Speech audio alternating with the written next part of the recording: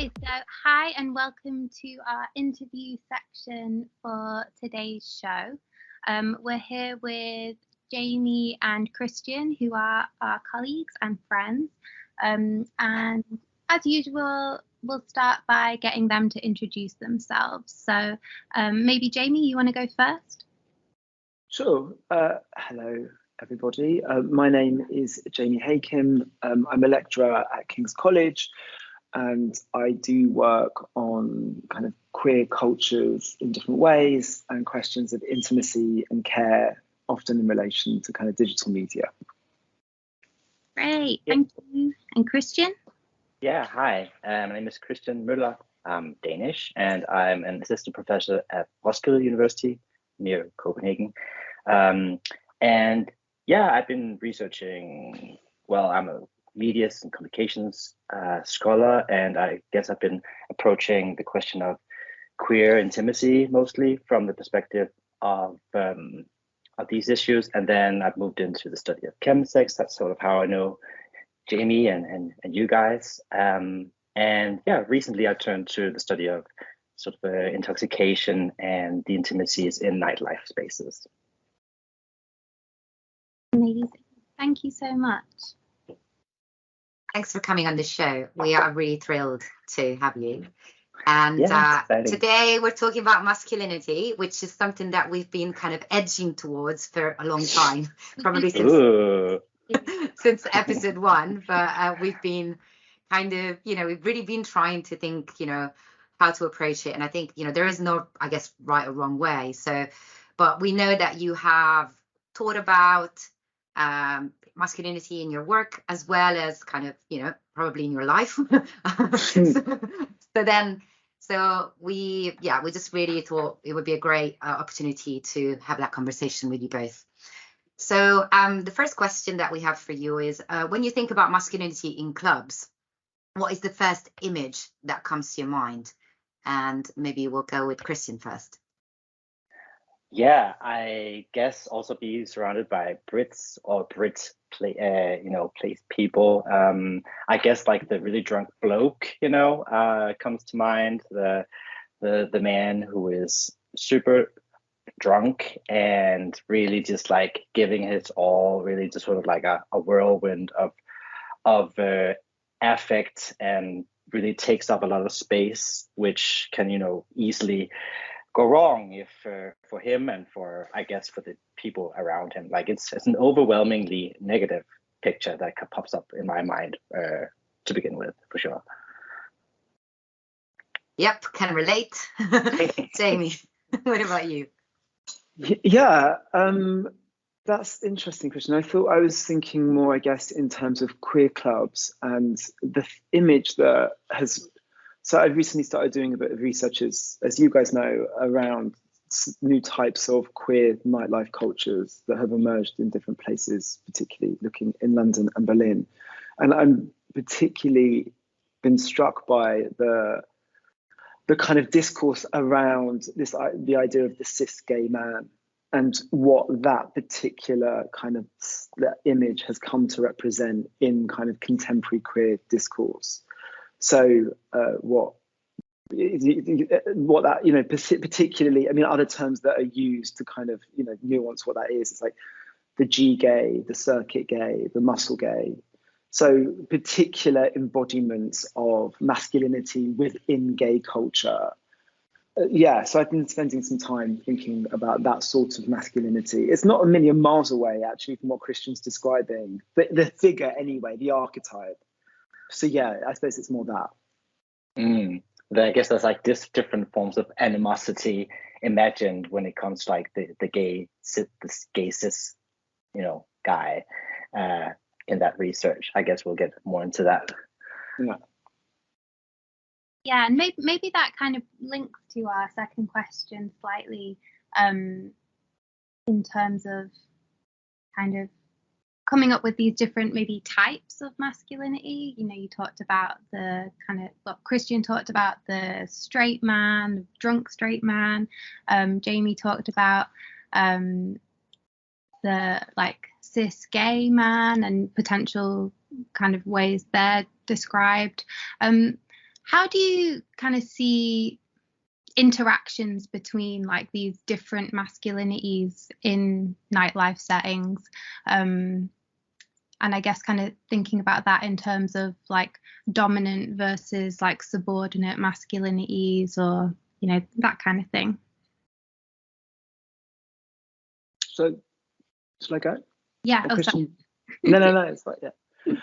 I think it's, in preparation for this conversation, I've been spending time thinking about this, and I think one of the things that's probably important to separate out is the kind of the discourse, the archetype, the kind of idea of what this cis gay man is and how it's working now. Kristian rightly said, in terms of a kind of difficult figure within kind of queer culture, and then also the kind of, the messy lived experience of what being a person who identifies as a cis gay man is, and the relationship between different forms of masculinity.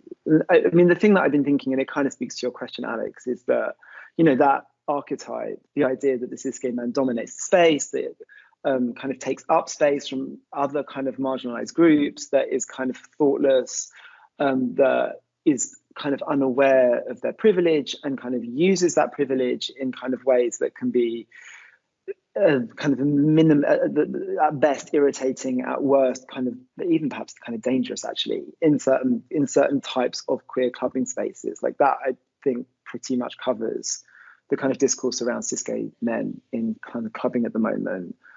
But then also I think, there's the kind of lived experience of that, and I think, and whilst I think that's absolutely recognizably true, it's also interesting to think about how internally differentiated that category is, and certainly other types of clubbing spaces, at least in London's gay scene, where, historically we used to refer to it, I think the term's fallen a little out of fashion, about kind of alternative clubbing, where, the cis gay man was more androgynous or more fey or more, I'm thinking particularly of big nights like Pop Stars, which were, about 15, 20 years ago now. And that is a very different image of what a cis gay man is compared to the one that I would have historically recognized in Vauxhall, and seems to be the one that the new kind of club cultures are trying to kind of argue against. So, yeah, I mean, I guess in terms of dominant and subordinate, yeah, that's definitely a type. There's definitely recognizable behaviors on the dance floor when you go yourself, but there's also a kind of internal differentiation of that, which I think is useful also to kind of think about if we're trying to unpack the nuances of masculinity in queer club culture. Yeah, maybe I just wanted to maybe set the sort of like the scene that we're focusing, I guess, in our conversation mostly on like queer and gay spaces, hence our backgrounds. Like I know very, like, that bloke there, like that figure, I know very little of that figure in real life. Sure. And in my research as well. So I think that's like where we're coming from. It would look differently if we had other masculinity researchers in the space for sure. But your question gets me to thinking about the spatial differentiations within, like, that we sort of like see with gay, quote unquote, nightlife and queer nightlife, like, and these of course distinctions differ according, like, differently, whether you're in London or you're in Berlin or Copenhagen or other places, but just like the idea that the gay male dominated spaces where masculinity is so sort of like takes up so much space that it becomes invisible, it becomes sort of like something, well, at best, it is sort of celebrated, and mostly it is just sort of like a thing that's there, that is unquestioned and not really thought about. So there's that tension in that space, and then like the queer spaces, which is still of course there's like lesbian spaces and trans spaces, but just like to those other spaces where basically that are non-male, cis male dominated, masculinity is of course much more like questioned and interrogated, and something that also sort of like attaches to many different kinds of bodies. I think also you and I, Alex, have been thinking about that in terms of what masculinity does in spaces not dominated by men, which is also like very interesting, I think. Thank you for that. I was kind of thinking, I don't know why, but my mind went to my partner telling me that cis gay men are the real alpha males. I was thinking about that. And I think it sort of comes from this idea that cis gay men in spaces that are exclusive to them can express themselves freely in an unencumbered way, and not have to worry about, not have to be concerned about the types of behaviors that may come across as problematic to people of other genders or women, for example. And so that there is this kind of sense of freedom of expressions, but also like types of behaviors that might be considered extreme. And like, this is not to say that I believe this is the case or that I embrace this particular viewpoint, but that's what I was thinking about as you were talking. Yeah, I mean, that's super interesting, Giulia. I mean, it makes me think of a couple of things. One is, I also wonder is around questions of embodiment. And, there's a tradition in gay culture of trying to embody muscularity in a way that historically straight men were less associated with, and how that muscularity, what that signifies. Like, I've done research on this, and I'm not convinced it kind of signifies masculinity, the real sorts of actual hegemonic masculinity in the way that sometimes it's thought to. Often it's a way of compensating for a kind of a weaker position in society. The argument I've made in a book that I've written called Work That Body was, it's the more you kind of rely on your body to create value, it signifies the less value you have in this kind of heteropatriarchal culture. The other thing it makes me think about is, I think many of us have discussed the kind of arguments that have been happening on the forum section of the whole festival app. And they were kind of, very entertaining and hilarious. Go on. What's the whole festival, Jamie? I don't know. Kristian, you might be better placed to, I think. It's just like for the listener who maybe don't know this particular festival. Well, we actually spoke about it in the previous one's episode, which is funny because we spent quite a lot of time reading out comments from people who started with like, as a lesbian woman, I was really annoyed about people G'ing out all the time, or like whatever. It was very much that sort of vibe. Yes, but no, please say it again, because people might have not have listened to the previous month's episode. Yeah. Well, as Kristian, correct me if I'm wrong, as I understand it, the whole festival is a festival outside on the outskirts of Berlin, which gets most of the kind of queer rave collectives in Berlin and other, and other spaces too, together for 2 or 3 days. Most people camp there and they're partying for 3 days, and they're very kind of deliberate, it seems, in trying to address the issues which we're kind of skirting around in terms of trying to make an inclusive space for all different sorts of queer people, and not just the cis gay men who tend to dominate, historically gay male scenes, right? And they're very thoughtful about all of that stuff. And as far as I can tell, they have an app which you use to kind of get information and to find your way around and to communicate with other people. But there's a forum section where people can have discussions.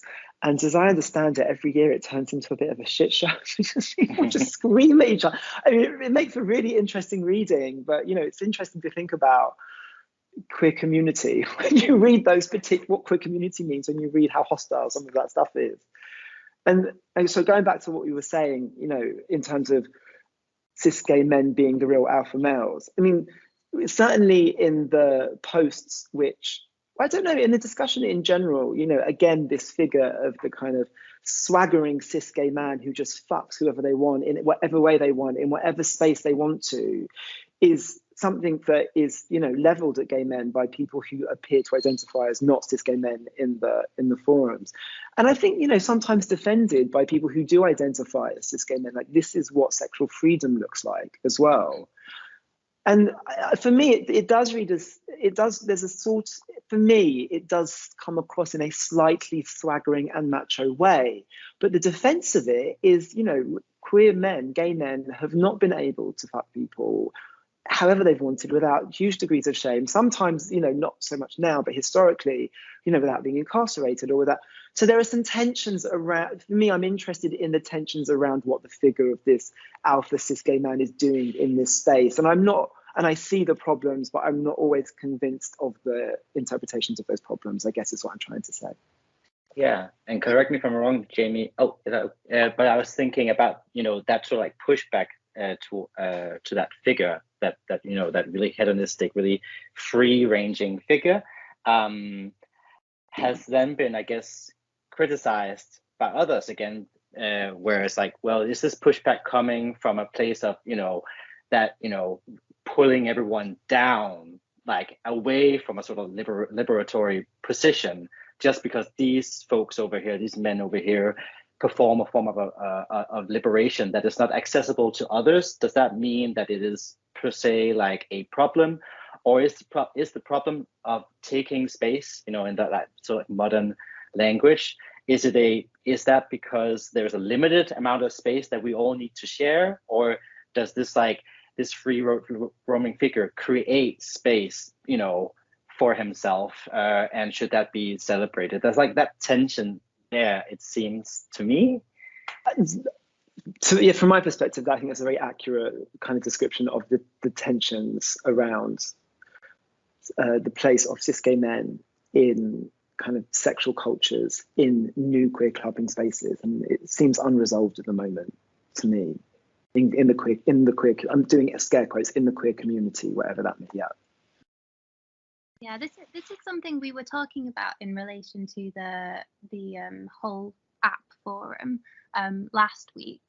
As you've all already referenced, all these comments kind of critiquing this like space taking up, or sex everywhere, or kind of doing whatever drugs you want, getting into whatever kind of state you want, and not thinking about the impact on people around you.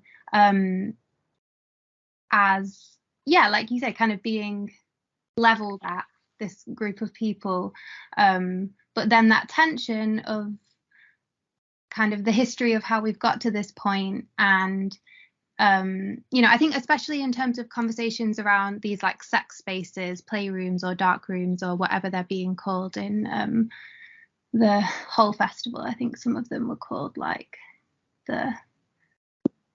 they had like nice names. They all had the snuggle fuck palace, the cuddle room. The snuggle was.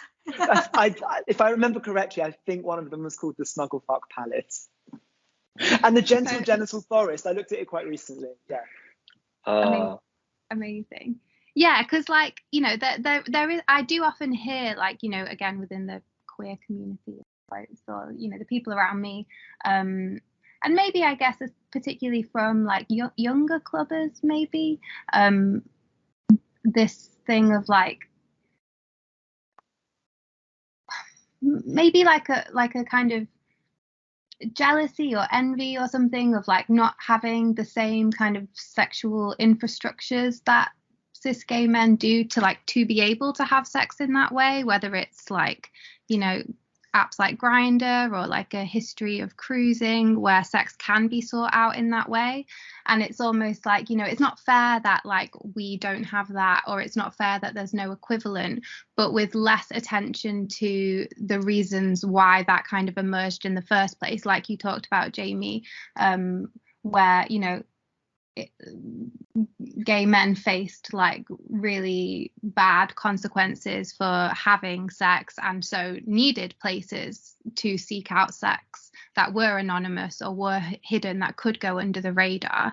And I guess like those kind of criticisms of gay men, even when like people, I'm not saying they're not legit, but like when that history isn't taken into consideration, it feels almost like this like figure, this difficult figure that you talked about at the beginning, without its history, it's much less like understandable, or kind of a sympathetic figure in some ways.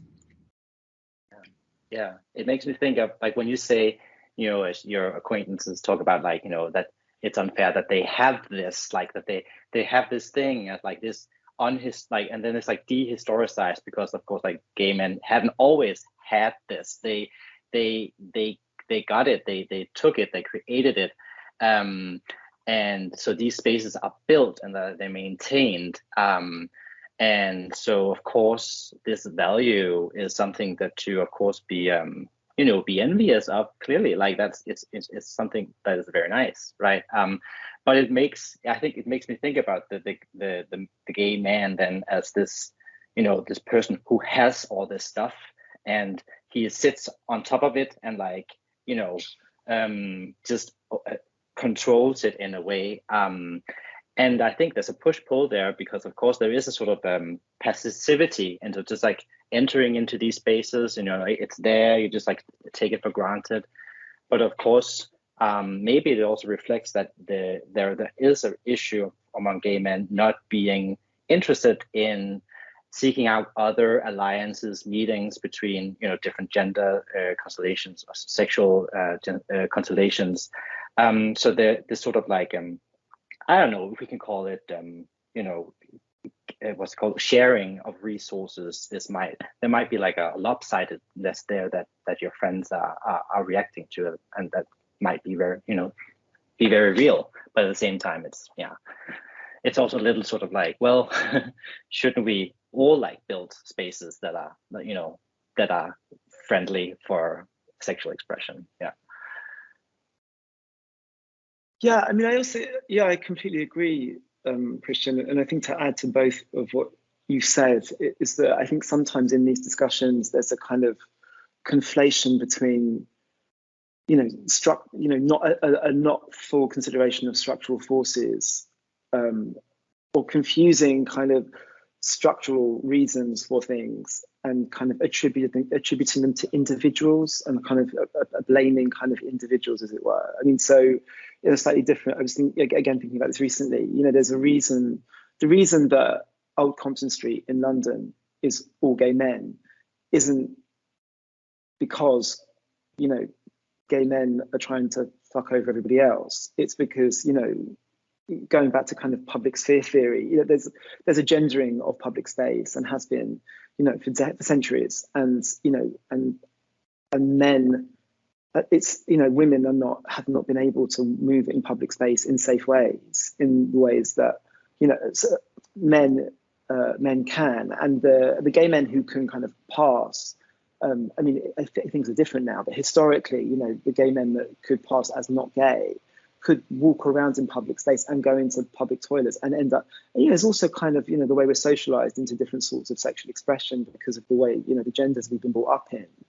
And so these are long kind of standing historical kind of structural kind of reasons why, space and nightlife space, public space and counter public space are gendered in the ways that they are. And just sometimes the discourse, I think, is, it's like the gay men are hoarding everything. It's like, and I'm not saying there's not truth to that. And I agree with Kristian, we need to think collectively in very queer ways about how to build, what Alex said, sexual infrastructures. It was always believed that, until the recent developments, in my understanding anyway, is that until the kind of quite recent developments in all gender play spaces, in the ones that I know in London and Berlin, it was just a kind of common sense thing that people believed women didn't want to have sex in that way, which was not obviously nonsense, but the flourishing of these spaces shows that desire, of course, has been there, and there needs to be kind of serious work in collective work to think about creating infrastructures that enabled not just gay men to exist in that way. And it's, Alex, the work that you've done in the places that you've worked, I think in Riposte and how, I just think is politically, culturally, and intellectually fascinating in terms of the questions that we're kind of talking about. Anyway, yeah. Yeah, there's also this. I think I was reading in New York, they opened the first lesbian women only sauna, and saunas are traditionally a space where gay men go and maybe cruising, and so it's kind of interesting to think about kind of how, because the politics of space and the gendering of it is absolutely a thing.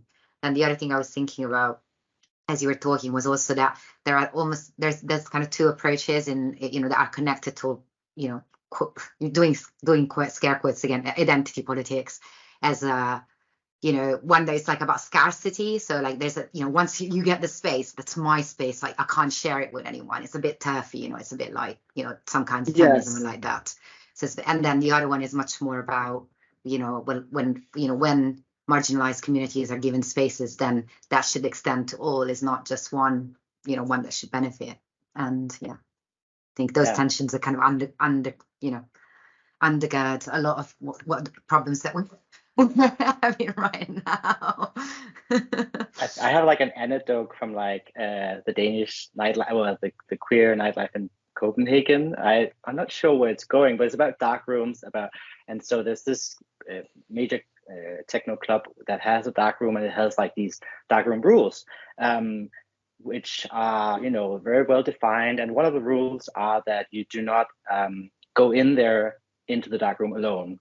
You always go with someone, and you do not linger in the dark room. And of course, that's like very well, of course, but it seems targeted to the forms of harassment and uncomfortability that, you know, especially women feel in like in straight, I guess more straight spaces where men tend to linger and and that stuff. But then of course we have the queer nightlife that I have participated in, and for gay men it seems confusing that you're not able, like, you going in there hanging out the whole night is just like a classical, that's just something you do like at a gay male dominated space. And so they had to find a way to negotiate what these rules were. Would they make an exempt for this night?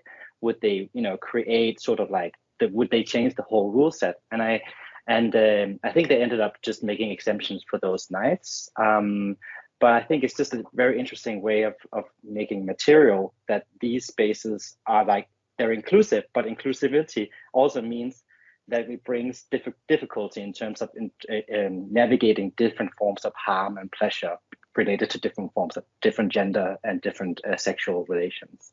Mm-hmm. Yeah, I think inclusivity can never really be absolute. Like you end up always excluding someone. Like even if it is like, you know, the quote, again quotes, like the creepy guy in the corner who's kind of like masturbating and watching people fuck, and you know what I mean. Like, and that's often such, like the type or the character that's seen to be undesirable in the context of a lot of, you know, sex rooms or playrooms. Yeah. I was also thinking while everyone was speaking a little bit about the connections between the kinds of like sexual cultures and infrastructures that we've been talking about and intimacy, because the thing you were talking about, Giulia, the space that's opened up, which is like a sauna for, is it queer women or because I've been to an event like that some years ago, and it's funny how, you know, because we've been talking about like archetypes and like these figures, and perhaps like in a similar way we can talk about like certain stereotypes that exist.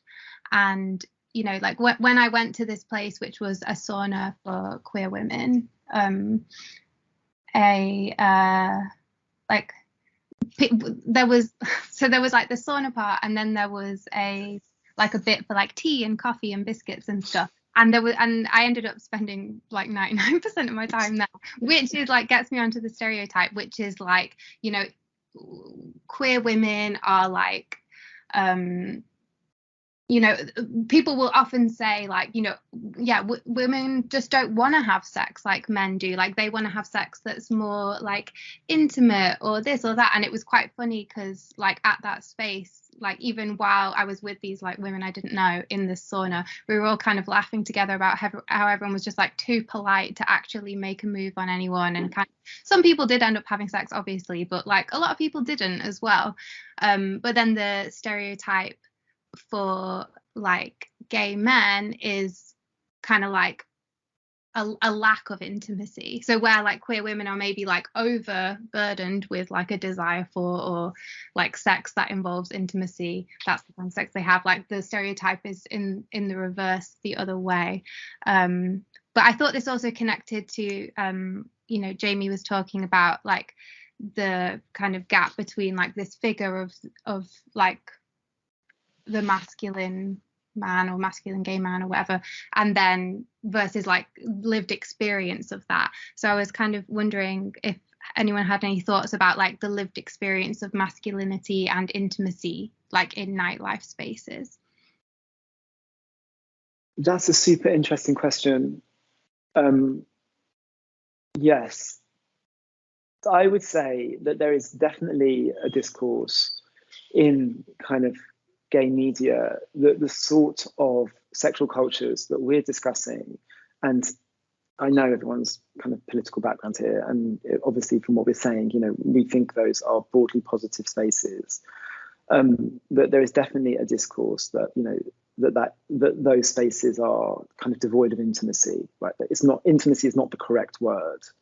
And there is definitely, to describe the kind of physical encounters that are kind of happening there. And actually, you know, people, media pieces are kind of run which basically say, you know, it makes people sad and it makes people depressed and it makes people think there is no queer community, and it makes people kind of addicted to drugs because it makes them feel like they've got more intimacy, and that's a bad thing. You know, so there is a kind of prevalent discourse around that. And I would say, I mean, I can only imagine articulating what you're thinking. You know, that's not true. You know, it depends how you define intimacy. It's a very kind of conservative, kind of traditional sense of intimacy, which is about, you know, two individuals in the couple form, like exchanging their inner kind of thoughts, which can absolutely happen in that space. And, you know, I'm sure, you know, people have met partners in kind of sex clubs or in, you know, orgies or whatever. But my head automatically goes to kind of, you know, we need to reconsider what we consider intimacy, I think. And the you know, the example, the definition that I always use is Lauren Ballant's, the kind of connection to depend on for living, and that moves us out of kind of more traditional ideas of what kind of constitutes intimacy. And, you know, we've just finished a book looking at digital intimacy, and we look at kind of club culture at the end, actually, and we end up using the term collective spaces of intimacy because we believe this is what these places are. There's a new book out, Louis Garcia Manuel Esperita, I think I've got all of those names correct, that talks about stranger intimacy in nightlife cultures, you know, which is obviously a contradiction in terms of the more kind of traditional understandings of what intimacy is. It's a wonderful kind of expression and very kind of resonant if you have been on a dance floor before. You know, when we spoke to people, they talked about, you know, what they missed in COVID. Somebody talked about the intimacy of a night out. And so, I mean, yeah, I mean, so these traditionally masculine spaces, I guess, Alex, to speak more directly to what you've asked, I think there are much more complex and inventive kind of practices of intimacy which kind of go on that just move beyond that very traditional couple form, exchanging your inner thoughts to one another in a very private way. Yeah.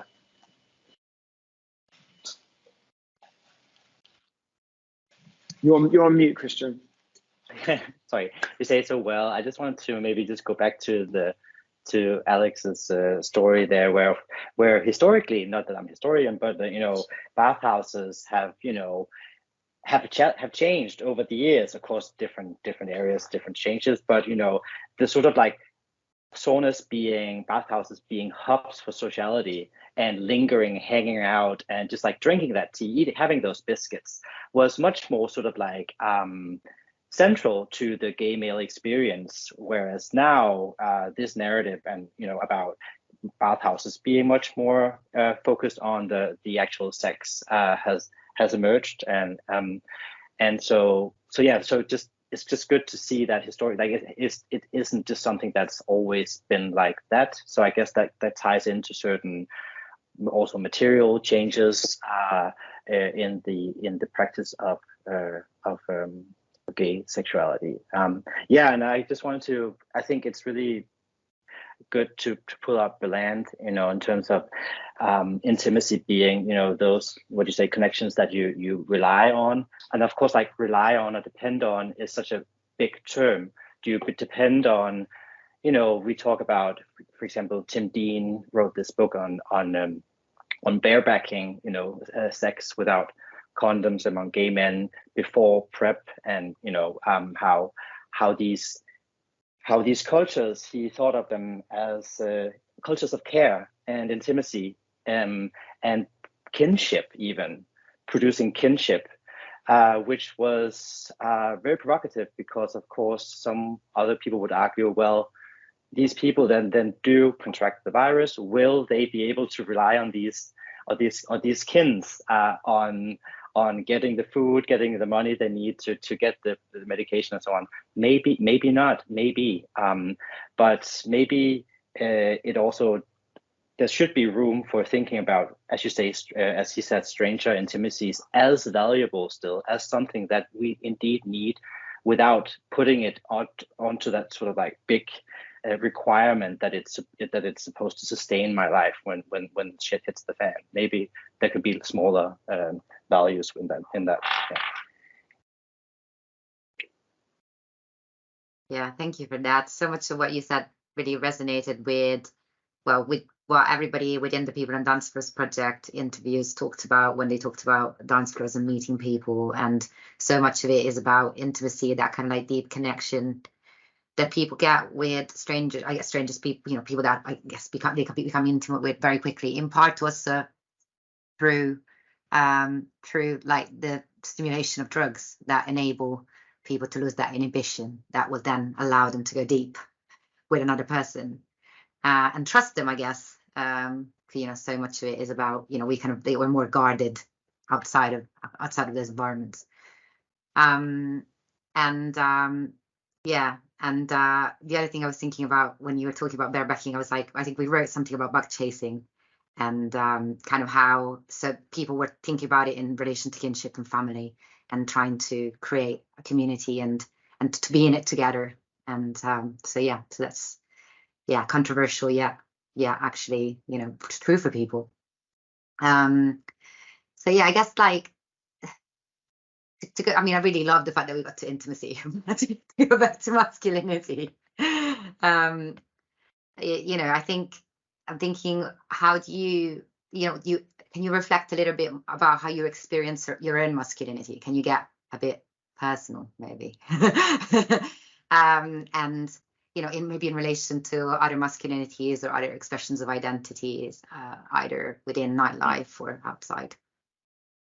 Yeah, I could start. I think just not making it too much of a biography, like a long biography, but like definitely that sort of like movement from as a coming, to terms with being gay, and then, distancing yourself from masculinity and positioning yourself within gayness, and making those two exclusionary, and because of course masculinity being the thing that has created so much trouble for you in your life, in my life, and then slowly integrating those things, particularly around the, provoked by the my understandings of transness, really sort of had me thinking about, well, what does it mean to inhabit like this male reading body? There is something to it. So I was, of course, learning to reintegrate masculinity into my identity, as so many others did, and then maybe looking at nightlife, and recently looking at the queer nightlife that has been popping up around around the question of safety, and using sort of like intersectional politics to create these spaces. It's been really inspiring stepping into these spaces and being decentered. And I think it complicates this notion that spaces like gay male spaces are valuable to gay men because they are exclusionary. Well, like stepping into a space where you are decentered for a person, for men who are always centered, like men in particular, and then gay men in queer culture. It's been really valuable to me to see that how much value it creates for others, and that I can learn these rules and learn to step aside. And it just provided me with such immense joy and feeling of connection to other identity categories that I hadn't really felt so closely before. And I think that inspires me in my masculinity to think of it as something that can be in alliance, create alliances to other positions, and not just be this sort of like animosity, problematic figure for everyone else, basically. That's wonderful, Kristian.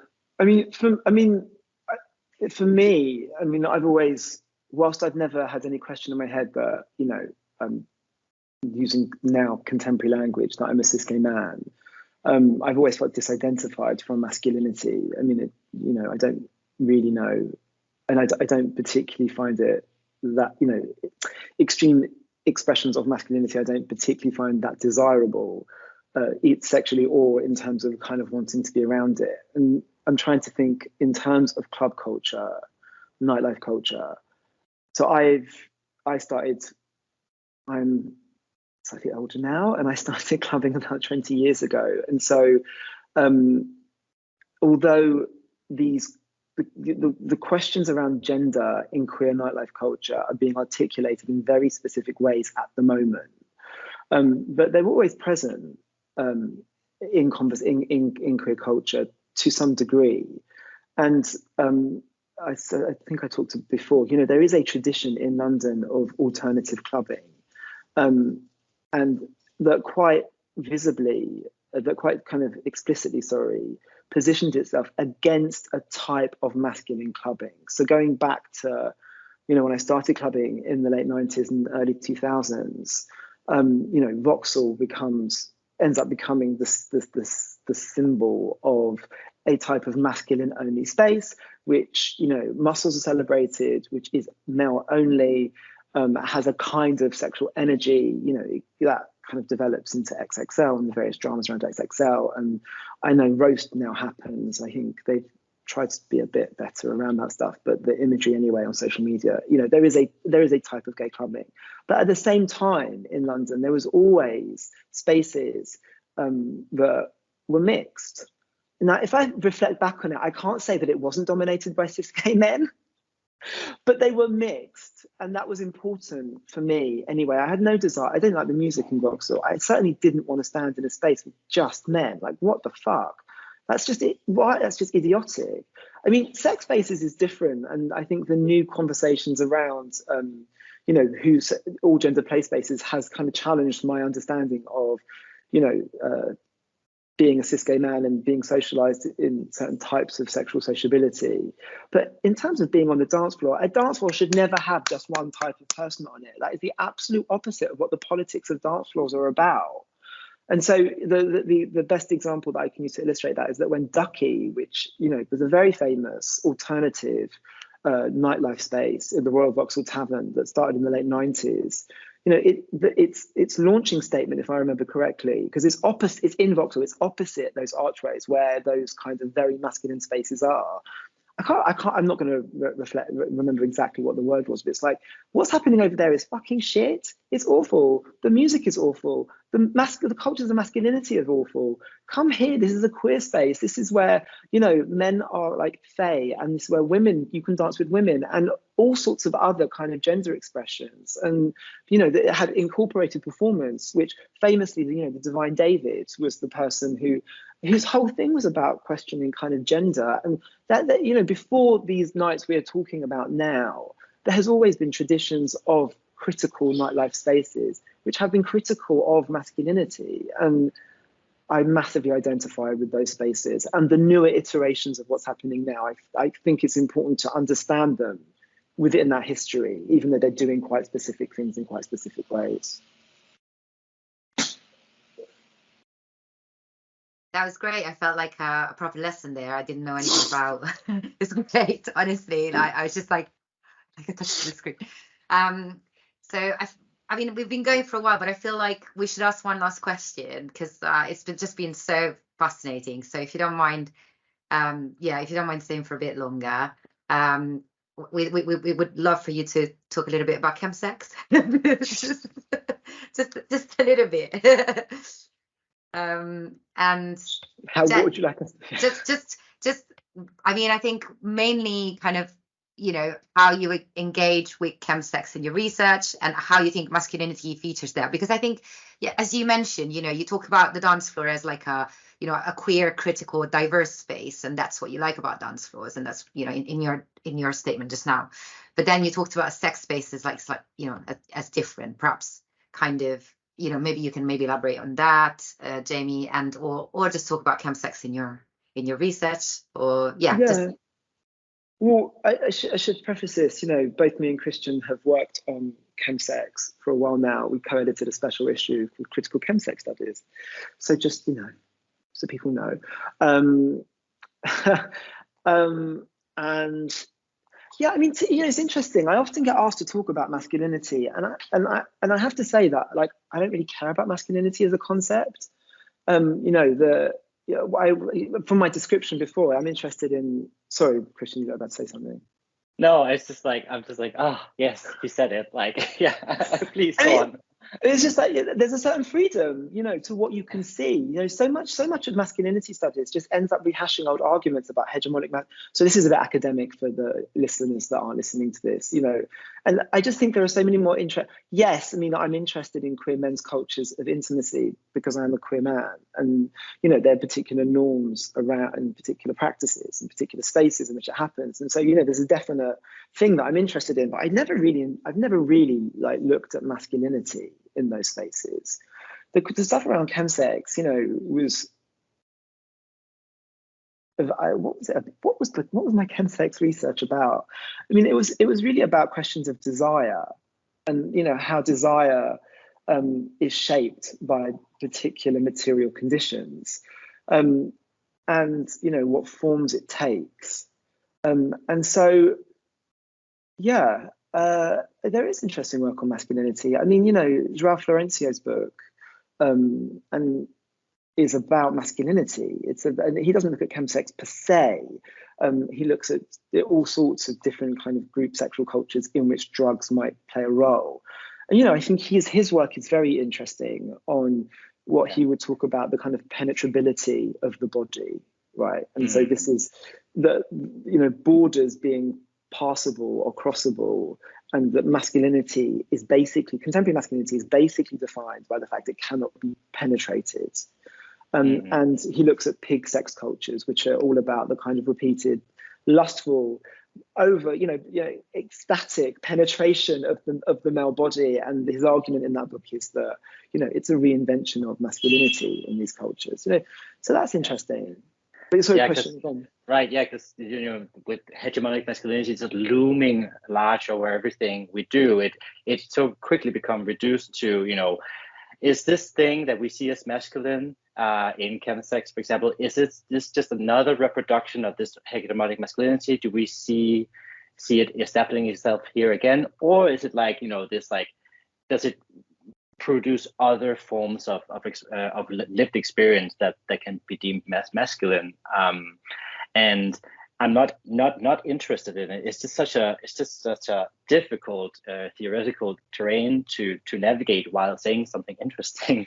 But I've tried in terms of looking at chemsex, because it's so overdetermined. I've taken the media route and looking at these other places where bodies don't necessarily convene physically. So, I've been looking at these,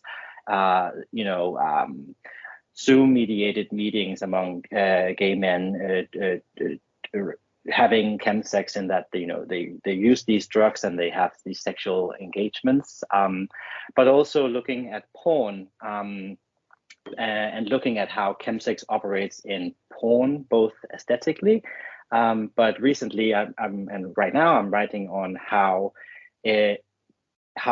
porn videos, the comment sections on these tube sites are really, really rich and fascinating sites where people really engage deeply with the erotics of chemsex. They just write out their fantasies there, and it seems very sort of free of the on the surface, free of the sort of pressures to be read as normative, and to think of the dangers of doing drugs.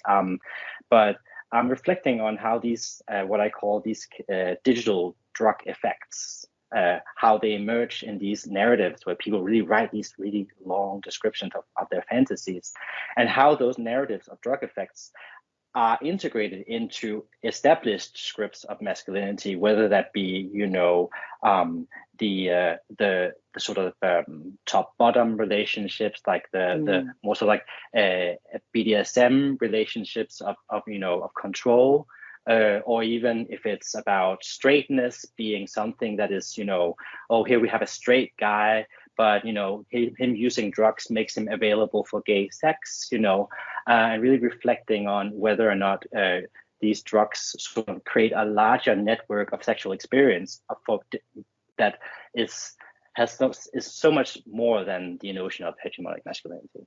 Yeah, so stay tuned for that. That's very exciting. I'm like, I look forward to that. And also to, the question of whether drugs kind of like open up or enable more, experimental or like transcendental or boundary crossing kind of sexual experiences is something that is really interesting. So well, I think we've come to the end. Ooh. Thank you so much. Thank you. Thanks so much. Thank you for so taking much. the time. That was great. Yeah, it was so great, and it's so lovely to just hear you think out loud. It's great. Oh my gosh. Yeah, thank you so much. It's been really fun. It is.